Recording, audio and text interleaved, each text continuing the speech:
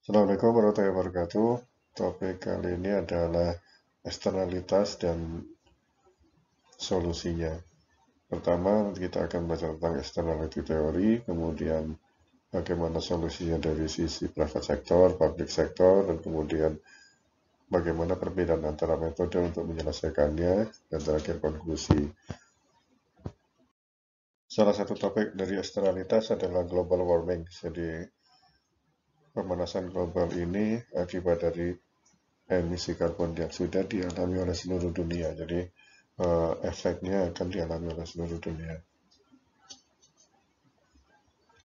Kita lihat bahwa temperatur dari dunia sangat naik ya dari tahun 1880 sampai 2011 terlihat tren kenaikannya. Global warming adalah salah satu contoh klasik dari eksternalitas, yaitu salah satu dari market failure ya, kegagalan pasar. Apa itu eksternalitas? Eksternalitas ini timbul ketika aksi dari suatu pihak membuat pihak yang lain semakin baik atau semakin buruk. Tapi pihak pertama tidak membayar atau tidak menerima keuntungan untuk atau terhadap kegiatan yang dia lakukan tadi. Apa itu market failure? Market failure ini adalah program yang menyebabkan ekonomi pasar ini tidak menghasilkan outcome yang maksimal ya, atau di sini sebutnya maksimal efisiensi. Eksternalitas ada dua macam dari sisi dampaknya, eksternalitas positif dan negatif. Eksternalitas negatif artinya dampaknya jelek bagi pihak yang lain. Dari sisi sumbernya ada dua macam, produksi dan konsumsi. Negatif production externality artinya eksternalitas produksi yang negatif ketika perusahaan itu memproduksi sesuatu barang, tapi dia mengurangi kesejahteraan dari orang lain yang tidak dibayar oleh perusahaan tadi. Seperti misalnya polusi, ya kan? Ketika ada pabrik, kemudian memproduksi, produksinya tadi mencemari sungainya, nah ini berarti sungai yang tercemar ini adalah negatif production externality. Yang berikutnya adalah sumber dari konsumsi. Ketika seseorang mengkonsumsi barang atau mengkonsumsi sesuatu, ini mengurangi kesejahteraan dari orang yang lain yang tidak mendapat kompensasi dari individual tadi. Misalkan merokok ya, merokok di restoran, orang lain akan merasakan efek dari rokoknya tadi ya. Untuk melihat eksternalitas negatif tadi, kita akan melihat dulu marginal cost ya, private dan social marginal cost. Apa itu marginal cost? Marginal cost adalah tambahan dari biaya karena adanya tambahan satu produksi ya. Nah, negatif production externalitas ini adalah batas ya, selisih antara private dan social marginal cost. Private marginal cost itu adalah direct cost dari produser untuk memproduksi tambahan dari unit suatu barang tadi ya. Jadi private marginal cost itu tambahan biaya akibat memproduksi barang tadi. Yang disebut social marginal cost adalah private marginal cost ke produser tadi ditambah semua biaya atau cost yang terkait dengan produksi dari barang tadi yang ditanggung oleh pihak lain. Misalkan polusi ya, polusi itu adalah cost of production yang ditanggung oleh pihak lain. Berikutnya adalah tentang marginal benefit ya, ada private dan social marginal benefit. Jadi negatif consumption externalitas itu adalah selisih antara private dan social marginal benefit. Apa itu private marginal benefit? Yaitu benefit atau keuntungan yang diterima oleh konsumen akibat mengkonsumsi tambahan satu unit barang. Kemudian social marginal benefit itu adalah private marginal benefit to consumer ya, jadi tambahan benefit dari seseorang karena mengkonsumsi satu unit tambahan barang, tapi dikurangi cost yang terkait dengan konsumsi tadi yang ditanggung oleh orang lain. Nah, misalkan tadi merokok tadi ya, kalau ada orang merokok, kemudian orang lain yang terpapar atau perokok negatifnya itu akan menerima cost-nya, biaya yaitu kekurangan atau ya kesehatannya terganggu gara-gara asap rokok tadi ya. Ataupun kalau nggak kesehatan ya barangkali kenyamanannya terganggu. Berikutnya adalah hubungan antara eksternalitas dan efisiensi. Bagaimana eksternalitas ini mempengaruhi efisiensi? Nah, pertama, efisiensi itu menuntut bahwa social marginal cost itu sama dengan social marginal benefit. Jadi nggak ada kerugian yang ditanggung oleh pihak yang lain. Pasar itu biasanya transaksinya adalah seputar private marginal cost sama dengan private marginal benefit ya. Kalau nggak sesuai maka nggak akan terjadi transaksinya. Sehingga ketika private marginal cost sama dengan social marginal cost dan private marginal benefit sama dengan social marginal benefit, marketnya efisien. Jadi produksi atau konsumsi itu membuat inefisiensi kalau terjadi eksternalitas. Ini adalah ilustrasi dari negative production externalities. Karena production externalities berarti konsumsinya nggak masalah. Private marginal benefit sama dengan social marginal benefit. Jadi kurva demand-nya ada satu ya. Sedangkan di kurva supply, private marginal cost ini tidak sama dengan social marginal cost. Kenapa? Karena ada marginal damage sebesar 100. Sehingga social marginal cost ini akan sama dengan private marginal cost tambah marginal damage. Jadi ada di atas nih ya social marginal cost-nya. Dengan demikian, seharusnya social marginal cost ini dibandingkan dengan social marginal benefit ya, ada di titik C. Tetapi transaksi yang terjadi itu adalah private marginal cost dibandingkan dengan private marginal benefit, sehingga ada di titik A, sehingga terjadi overproduction ya. Harusnya ada di Q2, tetapi ada di Q1, sehingga terjadi deadweight loss sebesar yaitu di kurva yang ada di titik A, B, C. Contoh berikutnya adalah eksternalitas dari SUV. SUV ini sport utility vehicle atau mobil-mobil besar ya. Jadi kalau ada mobil besar ini berupa konsumsi ya berarti ada beberapa eksternalitas negatif. Yang pertama boros dia kan, sehingga karena boros dia ada eksternalitas terhadap lingkungan, jadi lebih boros daripada mobil yang biasa. Kemudian karena dia mobilnya besar, maka dia akan merusak jalan lebih banyak daripada mobil yang kecil ya. Sehingga ini ada eksternalitas negatif juga. Kemudian ada lagi eksternalitas tentang keselamatan. Jadi ketika ada mobil besar tabrakan dengan mobil kecil, maka biasanya ini kecelakaannya akan menjadi lebih parah ya. Sehingga ini adalah eksternalitas negatif dari konsumsi mobil besar.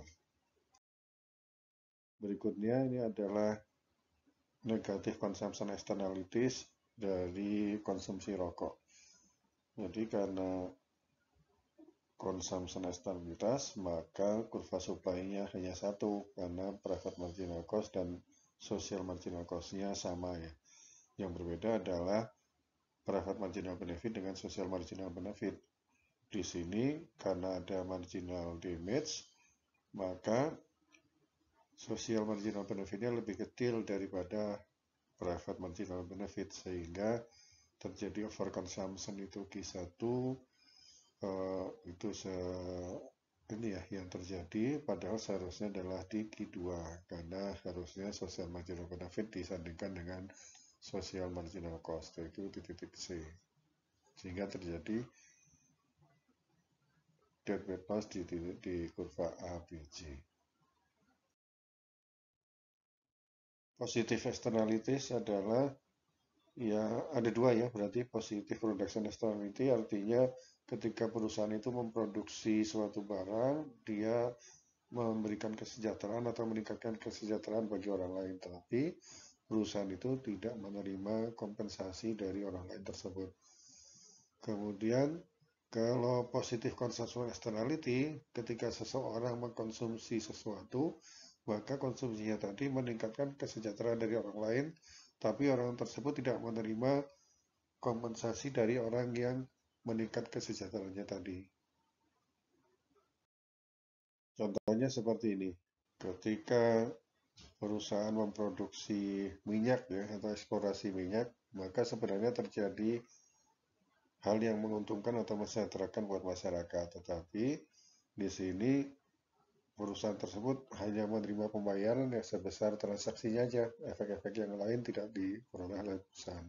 Tidak diterima pembayarannya oleh perusahaan. Sehingga private marginal cost ini beda dengan social marginal cost. Social marginal cost-nya ini lebih ke arah kanan ya.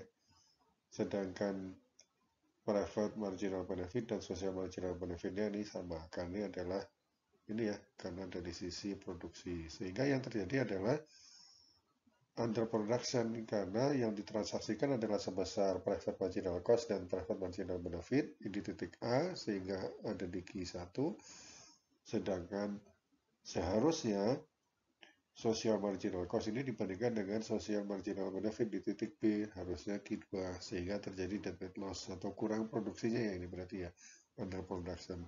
Dead weight loss-nya di titik A, B, C. Penyelesaian eksternalitas negatif bisa melalui dua cara ya, negatif atau positif sebenarnya. Ada private sector, ada public sector. Eksternalitas ini akan mengurangi efisiensi karena salah satu pihak ini tidak membayar ya kan, tidak membayar semua cost yang terjadi karena dia hanya mengurusi private marginal cost, tidak membayar social marginal cost-nya. Sehingga yang terjadi adalah terjadi kurang bayar ya ini ya. Nah, gimana solusinya? Yaitu adalah menginternalisasi eksternalitas. Sehingga salah satu pihak harus membayar sehingga kurva private marginal cost ini akan sama dengan social marginal cost-nya. Misalnya, ya kalau di sini contohnya adalah nelayan itu bisa membayar produsen dari pabrik tadi atau pabrik baja tadi untuk mengurangi produksinya sehingga sungainya nggak tercemar. Atau bisa juga pabriknya itu membayar untuk mengurangi produksinya atau membayar untuk membuat limbahnya jadi lebih bagus lagi. Solusi dari eksternalitas ini adalah salah satunya cost theorem. Jadi cost theorem ini menyatakan bahwa private sector ini akan bisa menyelesaikan masalah eksternalitas dengan cara ada dua ya, ada cost theorem 1 dan cost theorem 2. Yang pertama, ketika ada property right atau hak dan kewajiban yang jelas dan kemudian ada negosiasi yang murah ya kan, ada costless bargaining, maka negosiasi ini bisa membuat kedua pihak ini, baik pihak yang membuat eksternalitas atau yang tertimpa eksternalitas ini bisa bernegosiasi untuk menentukan mana level yang optimal buat sosial. Kemudian yang cost theorem yang kedua, ini bahwa solusi yang efisien ini tidak tergantung dari siapa yang menerima property right ini atau siapa yang membayar ya. Pokoknya ada yang bayar atau ada yang menerima itu adalah sudah bisa membuat optimal. Penyelesaian dengan pembayaran ini disebut dengan Gaussian payments ya, atau pembayaran Gaussian, yaitu misalkan social marginal cost-nya di atas private marginal cost karena ada marginal damage 100 ya. Yang dilakukan adalah salah satu pihak membayar 100 ini sehingga social marginal cost sama dengan private marginal cost sehingga equilibrium adalah di titik B ya. Ini sudah optimal sehingga tidak terjadi lagi overproduction. Namun quotient solution ini atau penyelesaian quotient ini punya beberapa masalah ya. Semakin banyak orang yang terlibat maka akan semakin sulit untuk menentukannya ya. Pertama, assignment problem atau siapa yang harus membayar atau menanggung marginal damage ini. Apakah nelayan atau pabrik penghasil polusinya tadi ya. Karena keduanya sama-sama ini ya, akan sama-sama rugi kalau tidak ada yang membayar. Sehingga salah satu yang membayar itu udah cukup ya. Ya bayangkan saja kalau misalkan di kampus ada yang orang yang ini ya, yang ceroboh sehingga dia biasanya membuang sampah sembarangan, tapi pihak lain ya orang-orang yang sekitarnya yang akan membuang sampah tadi. Ini assignment problem ya. Kemudian holdout problem. Jadi ketika setiap orang itu punya hak untuk menerima atau membayar, maka yang terjadi adalah adanya hak veto ya, karena kalau salah satu pihak nggak setuju, maka tidak akan terjadi di semuanya nih. Misalkan akan dibayar ganti rugi. Ketika dibayar ganti rugi, ada 100 orang, ketika 99 orang udah dibayar sebesar 1 juta, ketika orang yang ke 100 nggak mau dibayar 1 juta, maka dia mau dibayar 100 juta, maka ini nggak bisa jalan kecuali orang yang terakhir tadi bisa ikut ya. Sehingga ini yang terjadi ya. Ada pihak-pihak yang bisa menghambat. Masalah lain adalah free rider problem, yaitu ketika ini adalah personal cost tapi common benefit, maka orang-orang atau akan ada orang yang biasanya tidak mau bayar ya. Wah, ini kerja bakti bersih-bersih kampus, ternyata ada yang nggak mau bersih-bersih, ternyata kampusnya bersih juga ya. Nah, ini namanya free rider problem. Tidak ada yang mau, ketika semua orang patungan untuk membuat jalan, ketika dia nggak patungan, ya jalannya udah jadi. Ya, gitu ya. Ini adalah free rider problem. Kemudian berikutnya adalah transaction cost dan negotiating problem. Jadi kalau orang yang banyak sekali, maka akan susah sekali untuk mengumpulkan, untuk menyetujui secara mufakat ya, langkah apa yang harus diambil. Ini terutama kalau masalah menyangkut nasional ya, apalagi multinasional ya, global warming itu siapa yang menanggung, siapa yang harus mensepakati, dan ini jadi masalah untuk cost and solution tadi ya. Jadi intinya cost and solution tadi ini yang diusulkan oleh Ronald Coase bahwa eksternalitas itu kadang bisa diinternalisasi ya kan.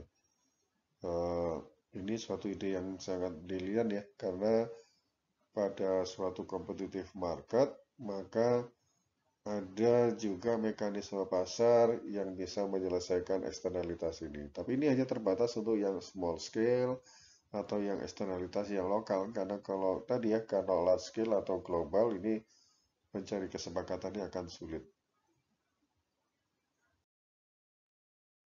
Nah, selain private sector remedies tadi, ada juga public sector ya. Jadi penanganan dari public sector untuk eksternalitas ini. Jadi ada beberapa cara nih pemerintah. Kalau sudah terjadi market failure, ada eksternalitas tidak bisa diselesaikan oleh private sector, maka pemerintah bisa turun tangan. Bisa beberapa cara ya. Pertama ada ini ya, ada corrective tax action ya. Kalau ini eksternalitas negatif barangkali ya, ada pajak untuk mengkoreksi atau untuk membuat orang tidak mengkonsumsi terlalu banyak. Kemudian bisa juga subsidi untuk mendorong orang konsumsi lebih banyak nih untuk yang positif eksternalitas misalkan ya.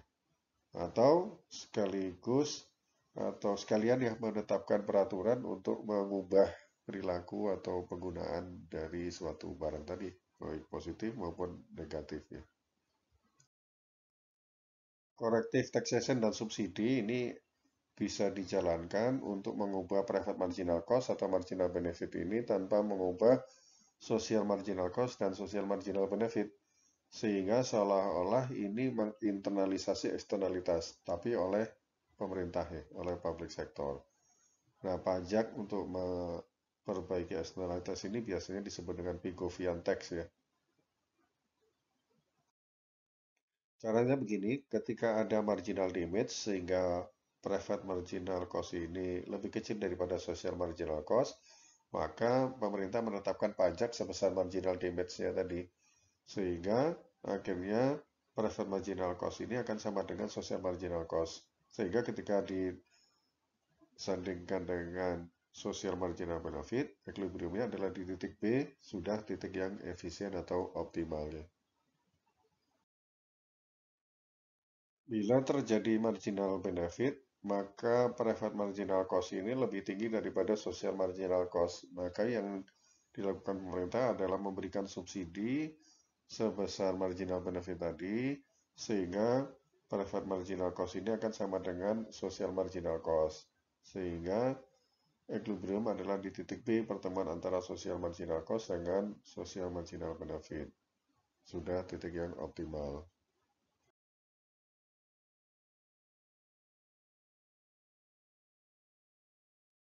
Ini adalah model dari ini ya, penyelesaian eksternalitas ini. Terutama contohnya di sini polusi ya. Ada beda antara kita menyelesaikan dengan harga atau dengan kuantitas ya. Jadi ada dua pendekatan nih, pendekatan harga dan pendekatan kuantitas. Nah, di sini ada kurva ini ya, supply and demand ya. Private marginal benefit ini bagi perusahaan, ini adalah kurva demand-nya ya untuk polusi, maka dia ada di paling bawah. Nggak ada keuntungan buat perusahaan itu untuk mengurangi polusinya, sehingga demand-nya nol ya. Sedangkan social marginal benefit itu adalah marginal damage yang terjadi. Kalau marginal damage-nya dikurangi, maka itu adalah social marginal benefit-nya. Maka ada di titik 100 itu ya. Ini untuk kesederhanaan dia digambarkan horizontal ya. Harusnya bisa turun, ada law of ini ya, diminishing return. Tapi kemudian untuk marginal cost-nya, private marginal cost dan social marginal cost bagi pabrik untuk mengusahakan pengurangan polusi, ini kurvanya naik ya. Kurva supply-nya naik karena ada law of diminishing return atau law of diminishing production ya. Jadi akan naik. Sehingga kalau penyelesaiannya adalah penyelesaian market, yang terjadi adalah private marginal benefit dengan private marginal cost. Adanya di titik nol. Titik nol itu artinya polusinya penuh atau pengurangan polusinya nol. Itu kalau penyelesaian di market ya. Kalau kita mau menyelesaikan secara efisien, secara sosial, maka kita akan bandingkan social marginal benefit dengan social marginal cost, yaitu ada di titik B. Sehingga titik optimal bagi sosial itu, efisien bagi sosial adalah titik B, di mana pengurangan polusinya sebesar R bintang atau polusinya sebesar P bintang ya. Jadi kita bandingkan nih, kalau penyelesaian secara market, maka ada di titik A ya, polusinya penuh, pengurangan polusinya nol, ya kan? Tapi kalau pengurangan pada titik yang socially efisien itu ada di titik B, dengan pengurangan polusi sebesar R bintang dan polusinya sebesar P bintang. Jadi pada prinsipnya, regulasi tentang harga ini atau tentang pajak ini akan berbeda dengan regulasi tentang kuantitas atau kuota. Gimana bedanya?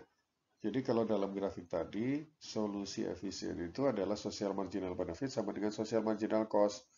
Tapi titik ini hanya bisa diketahui kalau kita tahu social marginal cost-nya ya. Dan juga social marginal benefit-nya. Sehingga untuk menentukan berapa pajak yang ditentukan ini kita harus tahu marginal damage-nya. Dan kalau kita ingin tahu berapa kuantitasnya, maka kita harus tahu social marginal cost-nya juga. Sehingga sama-sama ini ya, sama-sama kita harus tahu dua-duanya ini ya, social marginal benefit atau marginal damage-nya seberapa untuk bisa menetapkan tarif pajak, atau social marginal cost-nya berapa untuk kita bisa menetapkan kuantitasnya sampai seberapa. Ada keuntungan menggunakan pajak daripada peraturan tentang kuantitas atau kuota ya. Ini terjadi kalau tiap pabrik atau tiap fasilitas itu punya biaya yang berbeda untuk mengurangi polusinya. Biasanya kalau kita menetapkan kuota, ya udah dibagi kuotanya sama rata gitu kan. Tapi ini akan jadi nggak optimal karena ada perbedaan tadi ya, biaya untuk mengurangi polusinya.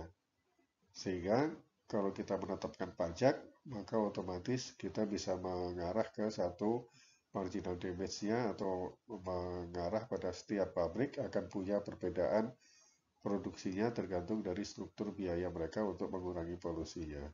Nah, ini bisa dilakukan dengan pajak, jadi tidak usah repot menentukan jumlah untuk setiap pabrik itu berapa. Misalkan ada dua pabrik ya A dan B yang mempunyai struktur biaya yang berbeda. Marginal cost untuk mengurangi polusi dari pabrik A lebih kecil daripada marginal cost untuk pengurangan polusi dari pabrik B. Jadi A ini ada di bawah dari B ya, marginal cost A di bawah marginal B. Totalnya adalah kita bisa terlihat ini yang garis yang merah ini. Misalkan marginal damage-nya ada di titik 100, atau social marginal benefit-nya ada di titik 100, kita umpamakan yang mendatar, maka kalau kita ingin atau peraturannya ingin menetapkan kuantitas, maka pabrik B harus sebesar X ya, pabrik A sebesar Y, sehingga total pengurangannya adalah sebesar Z. Nah, ini akan sulit ini menentukan. Kita harus tahu pasti mana marginal cost dari A, mana marginal cost dari B.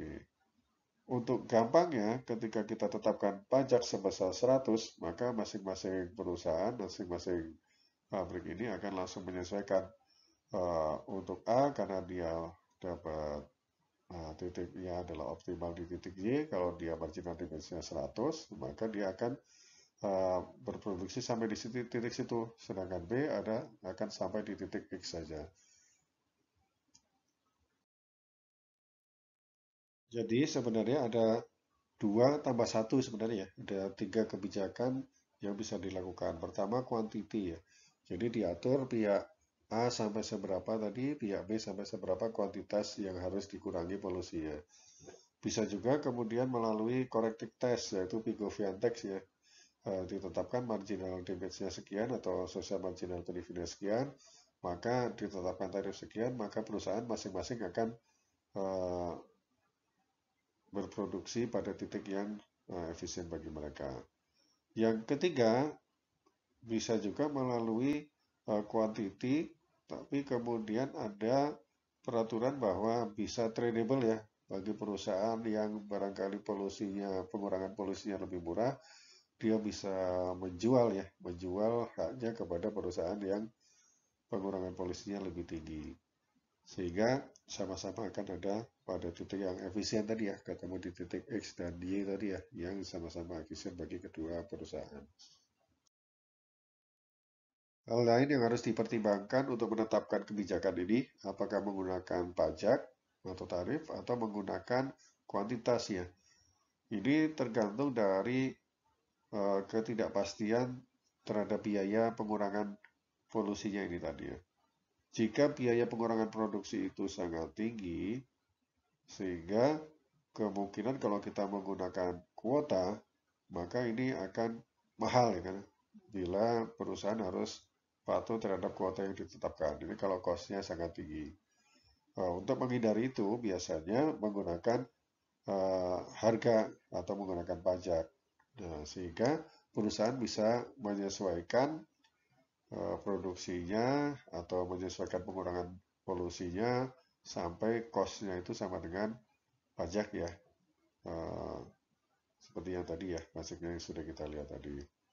Akan tetapi, bila pengurangan polusinya ini tidak pasti atau cost-nya tidak pasti, maka pengurangan polusi ini akan juga menjadi tidak pasti kalau hanya menetapkan tarif pajak. Nah, ini kita akan lihat di grafik berikutnya ya.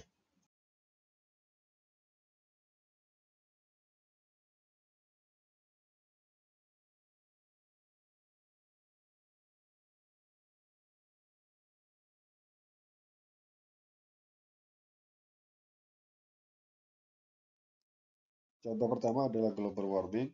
Ini mempunyai kurva marginal damage yang flat ya, yang hampir horizontal.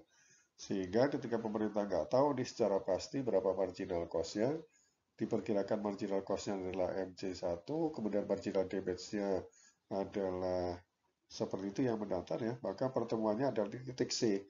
Ada 2 opsi nih, pemerintah akan menetapkan pajaknya sebesar C2 atau T, garis hijau mendatar tadi, atau pemerintah menetapkan kuotanya sebesar R1 atau P1 ya, kuota pengurangan produksinya sampai di situ.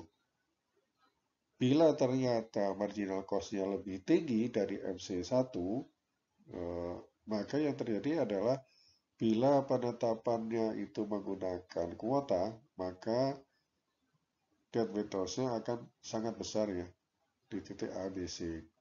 Tapi bila peraturannya menggunakan pajak, maka deadweight loss-nya hanya kecil nih sebesar BDE. Sehingga kalau kurva marginal damage-nya itu adalah flat atau hampir menata, maka akan lebih menguntungkan bagi masyarakat atau pemerintah untuk menetapkan pajaknya ya. Menetapkan pajak sebagai kunci ya. Peraturannya ditetapkan pada pajaknya.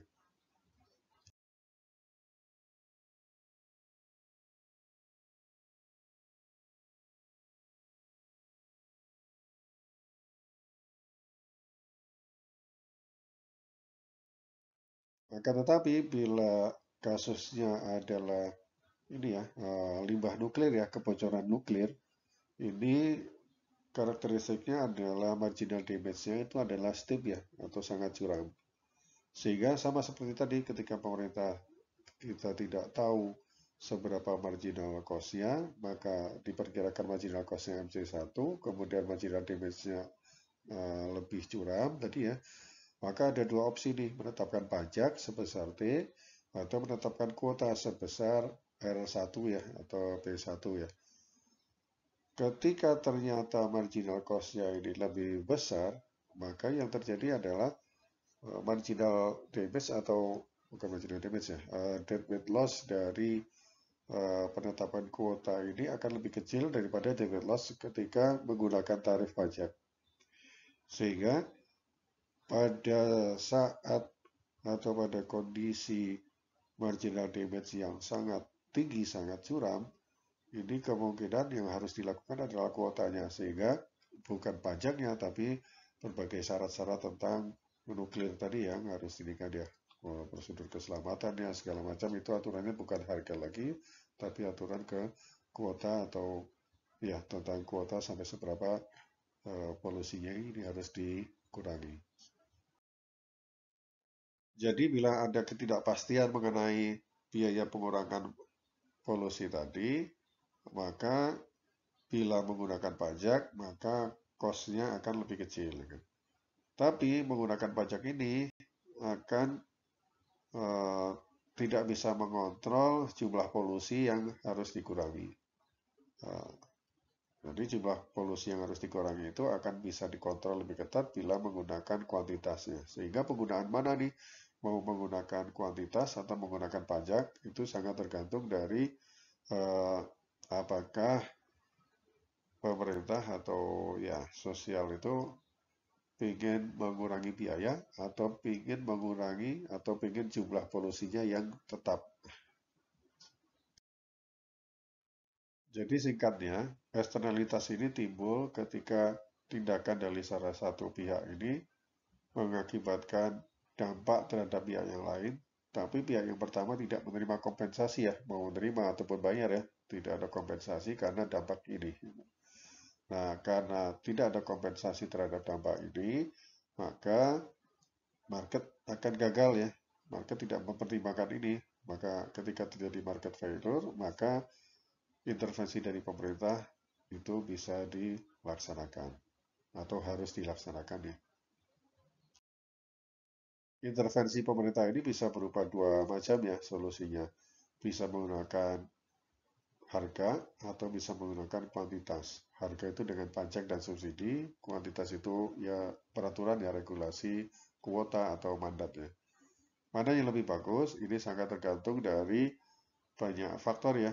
Eh, apakah perusahaan ini punya struktur biaya yang berbeda-beda atau heterogenitas dari perusahaan-perusahaan itu atau fleksibilitas dari peraturannya atau ini ya uncertainty ya cost yang timbul ini sampai seberapa ya, apakah tadi marginal damage-nya itu curam atau landai ya kurvanya,